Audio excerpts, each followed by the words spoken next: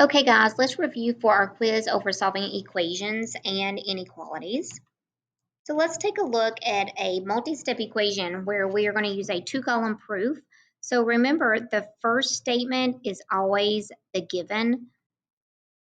So we're going to write this out, and this is the given.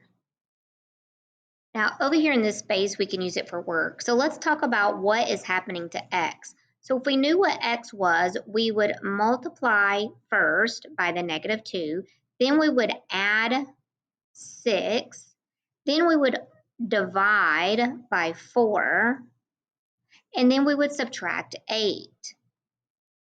So now we're going to undo these operations and work backward. So we're going to undo the subtraction first. So we are going to apply the addition property.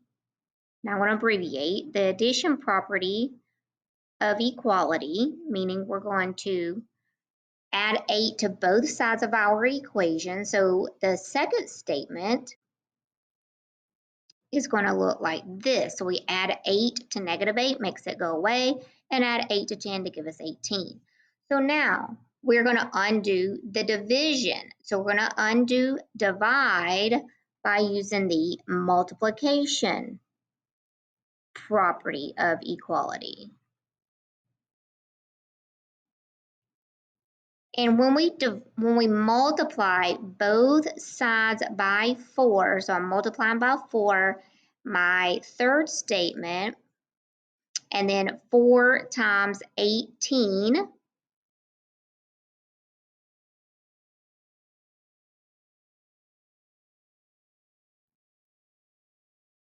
$72. Now we are going to undo the addition property by subtracting 6 from both sides. So that's called the subtraction property of equality. And when we subtract 6 from both sides, this is going to give us this statement. And then the last operation we have to undo is multiplication by dividing both sides. So that's the division property of equality. And when we divide both sides by -2, we get x equals -33. So this is one solution. Only one value will make this equation true, meaning the left side will equal the right side. So just know these steps of solving. Okay, let's take a look at one more like this. Our first statement is just the problem itself.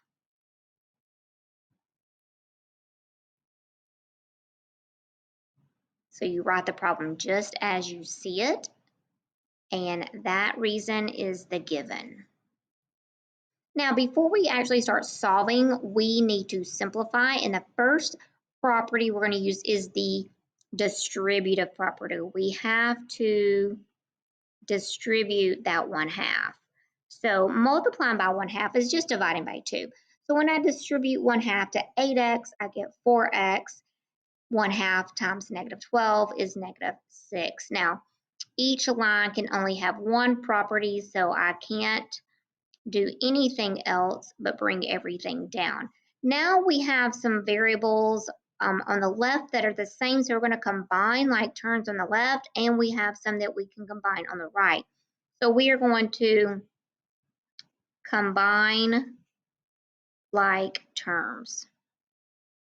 So 4x and -2x is 2x minus 6 equals -8x plus 10x is 2x plus the 12. Okay, now we have variables on the left, variables on the right. We address the variables before the constants, and so we need to get these together. So we are going to subtract 2x from both sides. So that is the subtraction property of equality. And when I subtract 2x from both sides, I am left with no variables and a false statement. So this has no solution. Okay, let's move along and let's solve some where we're not necessarily using a two-way table and justifications. So here we're going to apply the distributive property, and multiplying by 1/2 is dividing by 2. We are going to distribute 4. After we apply the distributive property on both sides, we can combine like terms on the right side. So we have 4x, -4 plus 2 is -2. We have variables on the left, variables on the right. You deal with the variables before the constants. 2x is smaller than 4x, so I am going to apply the subtraction property to get my variables on one side. Notice this is a -4 that we will bring down.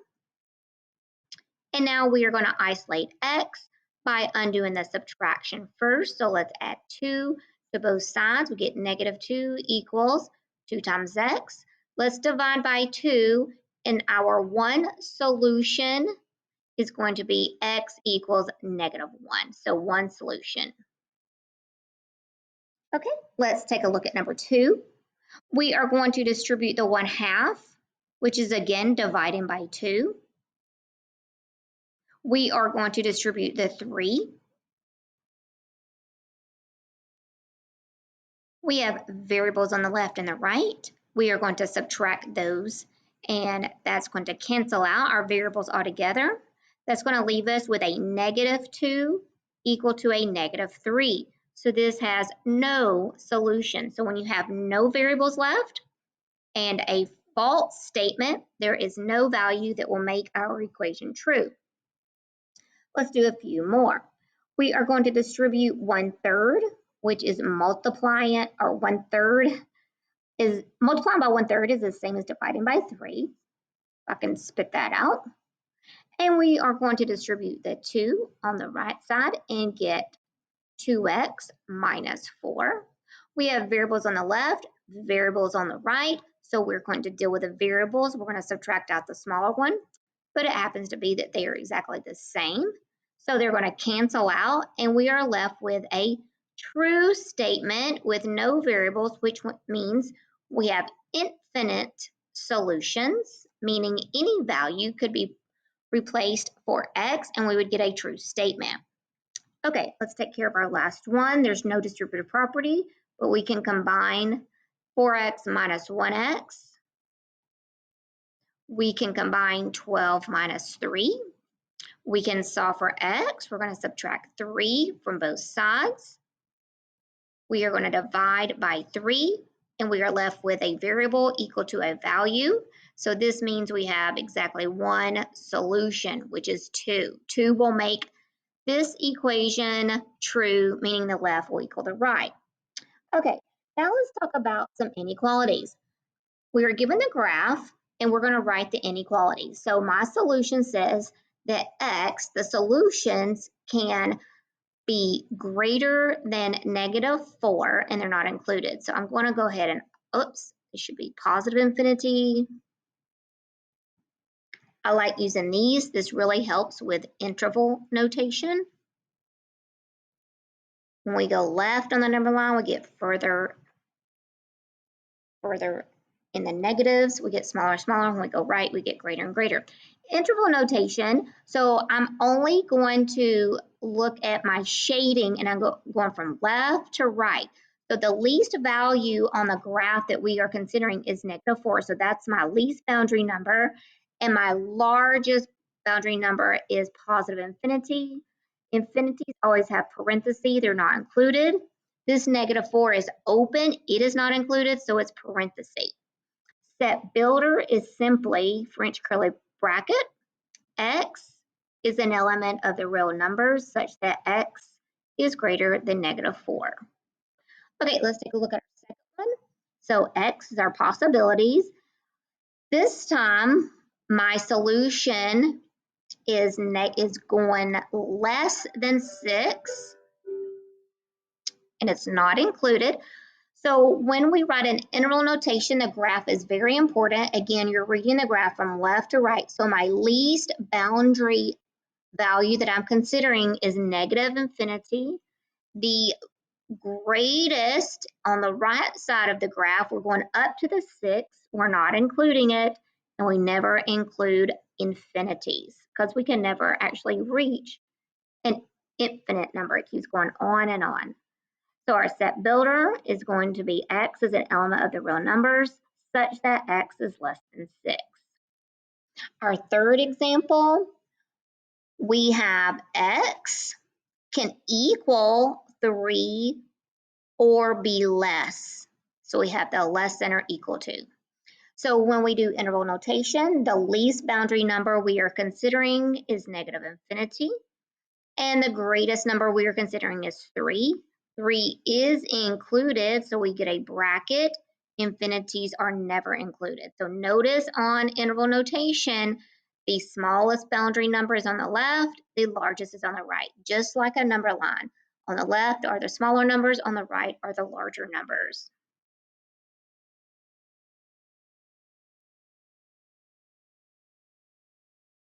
Okie doke. And our last one, we have x, and our boundary number is 0. So x can be 0 because it's closed.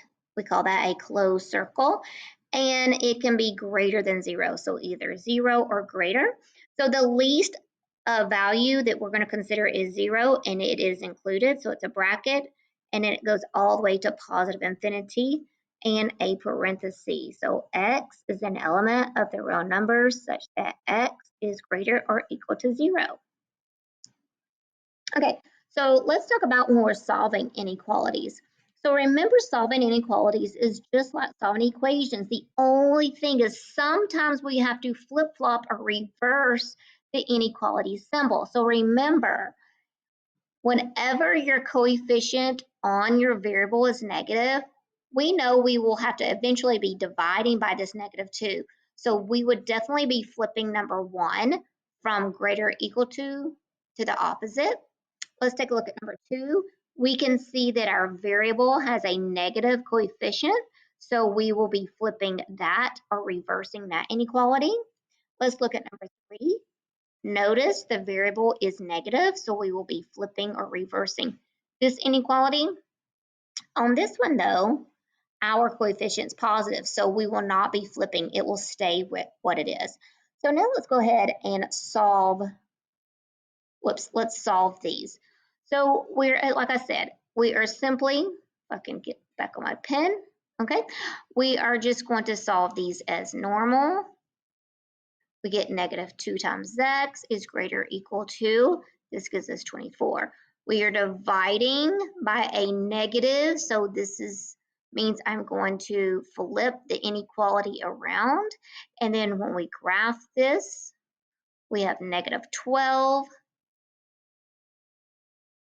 It is going to be closed. -12 is included, and then we're shading to the left. Interval notation would be from negative infinity up to -12 with a bracket.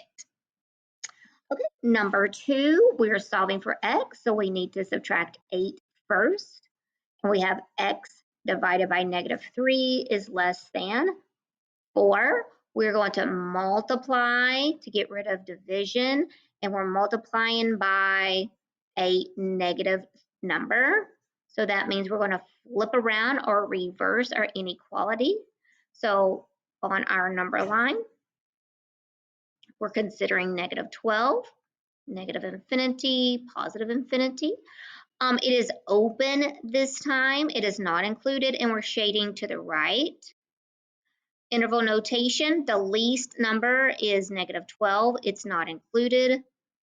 The comma stands for all the shading in between, and then it goes all the way up to positive infinity. Okay, number 3, we have to subtract out the 12 first. We're going to bring down -3x is greater than 12. We're going to divide by -3. This again tells me we're going to reverse our inequality. Put a star by this one as well. And now we can graph this. Our boundary number -4 is not included, and it's less than, so we're shading to the left. So interval notation, the least Number we're considering is negative infinity all the way up to -4, not included. In our last one, we're going to solve for x, so we need to get rid of the -2 first. We have 8x, whoopsie, 8x is greater or equal to 24, divide by a positive, so we're not flipping this around.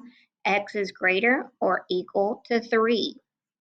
Let's graph this.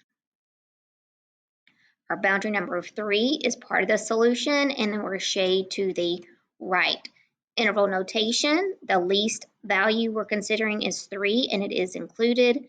And then we go all the way to positive infinity. So I hope this helps you.